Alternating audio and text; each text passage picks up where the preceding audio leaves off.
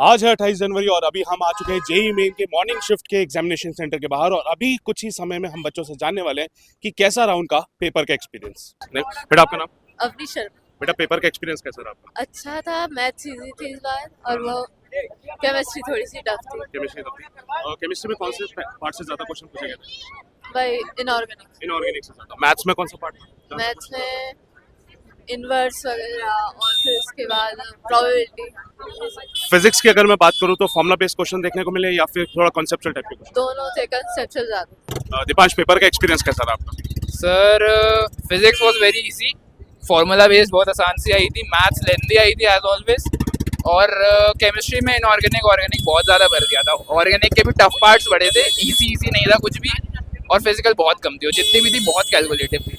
कौन से चैप्टर्स ऐसे थे जहां से ज्यादा क्वेश्चन पूछे जा रहे थे? फिजिक्स में बात करेंगे। फिजिक्स में वर्क एनर्जी का एक क्वेश्चन था और एक क्वेश्चन था ज्योमेट्रिकल ऑप्टिक्स का था, रे ऑप्टिक्स का था, एसएचएम का था शायद। एसएचएम के दो थे। लॉजिक गेट्स इस बार नहीं आए, फ्लूइड से क्वेश्चन नहीं आए थे, सरफेस टेंशन का कुछ नहीं था।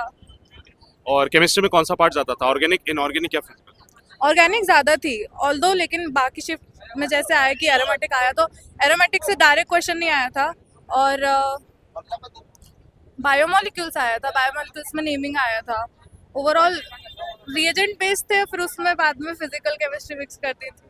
ठीक है। और मैथ्स में कौन सा पार्ट ज्यादा पूछा गया? मैथ्स में कोनिक ज़्यादा पूछा था, सर्कल के सवाल था। कोनिक के 4 सवाल तो होंगे, वेक्टर के 3 सवाल थे और पीएनसी के 2 सवाल थे। फिर एरिया अंडर कर्व था। एरिया अंडर कर्व तो फिजिक्स में भी डाल दिया था। Okay, alright, thank you very much, all the best.